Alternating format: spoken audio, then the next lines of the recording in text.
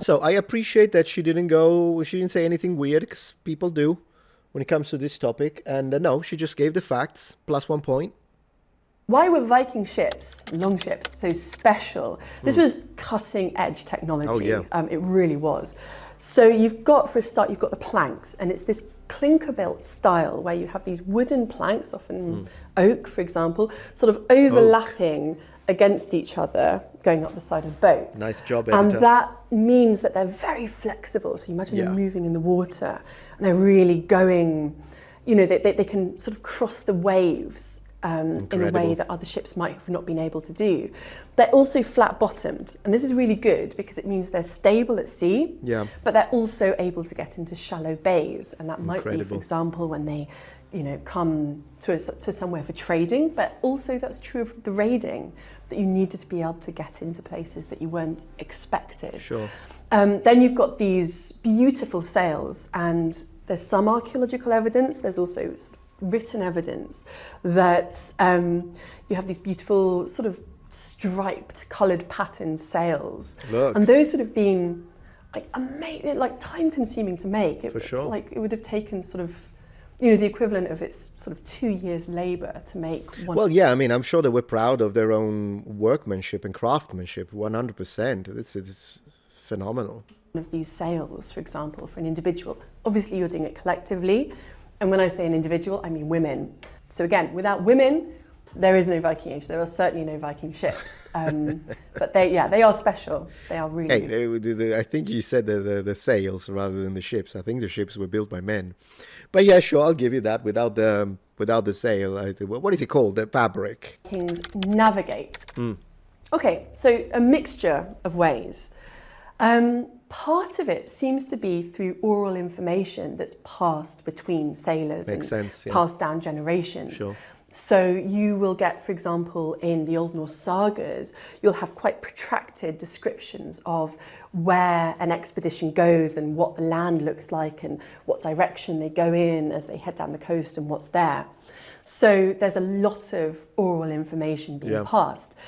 They also would have been very aware of their environment. So, you know, by the... That you can say, I think, all the way down to the prehistoric period.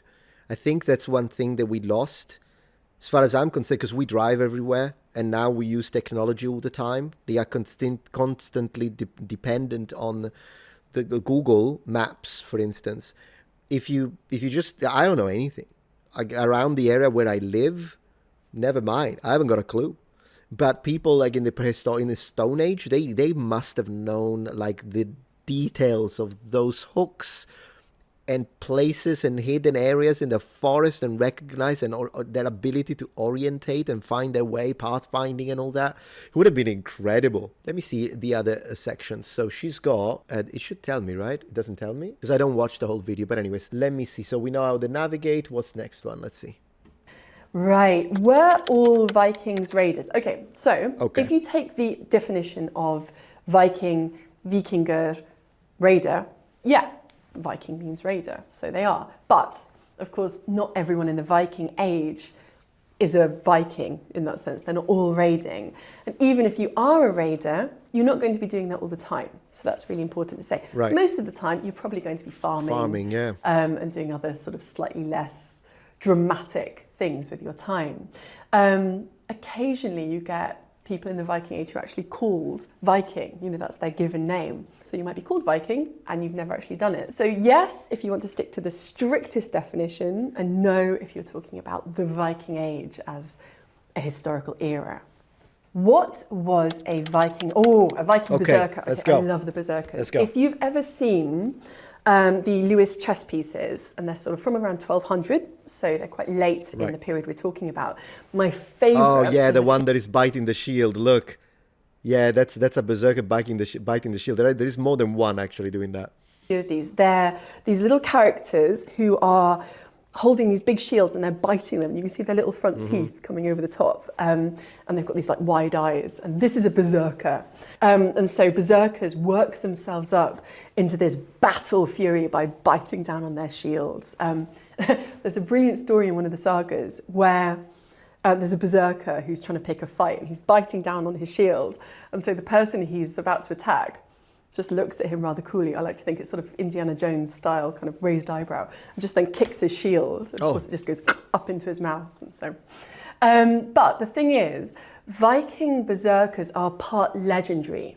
It's very much something back in the depths of time, and this idea that maybe it's linked to them wearing sort of bear shirts, or but it's this idea of this sort of this kind of unhuman or battle fury. By the time we get to sort of like later centuries in the Viking Age, they've been banned, and they're generally seen as like a little bit sad. It's like, you're still into that. To say though, it is even in just like in English, you can say bear skin to mean the skin of a bear, or bear skin in the sense of naked. In Old Norse, you have the same sort of overlap of the words, like both meaning, it could mean both. And to me, I think it could mean both, because people have speculated maybe it means one, maybe it means the other. I think it actually probably meant both. It could have meant both. Like they're bare skin in the sense that sometimes they're bare skin, so they don't wear armor because they're nuts. And then, but it could also mean that they wear some bare skin actual on themselves. It could have meant both. But yeah, go see the ones, the loose chest pieces. They're so cute. They've got like shades of Nog in the Nog, if anyone's a fan. And Nog in the Nog actually that style was based on the Lewis chess pieces, which I think is an excellent thing. So they're slightly cartoonish. Only a woman, when asked about berserkers, would find a way to say the word cute. Yeah, I love it. What weapons did the Vikings use? All right, so kind of swords, axes, spears, bows and arrows, that sort of stuff, knives. The saga stories are great on this because sagas are sort of, they're based on oral traditions, and they're written down in Iceland from the 13th century onwards. But I was going to say that. So it's like it's posthumous. So when you read the sagas, it's great, but they're already Christianized. So you also have to imagine there is a message. I'm not saying that we can't believe the sagas, of course we can, but it's about a long time ago, and there is a Christian filter to it. So when it comes to the sagas, again, they're great, but you have to, it would be nice if we had something written from exactly the Viking Age, wouldn't it be? And when they talk about weapons, they're these beautiful sort of works of art. They're often sort of given names, or they have sort of magical qualities. But sometimes if you want to prove how really cool you are as a warrior, that time comes when you've been stabbed by one of these weapons, at which point the coolest thing you can do when you're about to die is look down and say something like, oh, I see they're making the blades in the French way these days. It's like the ultimate burn before you sort of go off to Valhalla, meet Odin. Just say something nice about the weapons. So just to add to that, since she didn't dwell on the weapons much, all the weapons she mentioned, absolutely, but the sword would have been the most expensive, whereas I would imagine... Also, she didn't mention axes, did she? Maybe she did. But of course, axes would have been a thing. The Dane axe, for instance. But I think the most common would have been the spear. We usually don't see that in representations of Vikings in media and video games. It's always either the Viking swords, or the Norse swords, should we say. Again, I should say the Norse, in fact, Norse warriors and whatnot. Or we see always axes. I think spears would have been more common because they are the least expensive and most effective. And then probably axes, and the sword would have been something expensive for the successful raiders, for the wealthy people, for the noblemen, like something you wouldn't have, like everyone has a sword in the Norse great heathen army, for instance. How accurate Viking TV series? Okay, so she goes into the whole movie. I could continue on a separate video and just finish it off if the original goes well, but up to now, I'd say, it was a good presentation. I actually enjoyed it.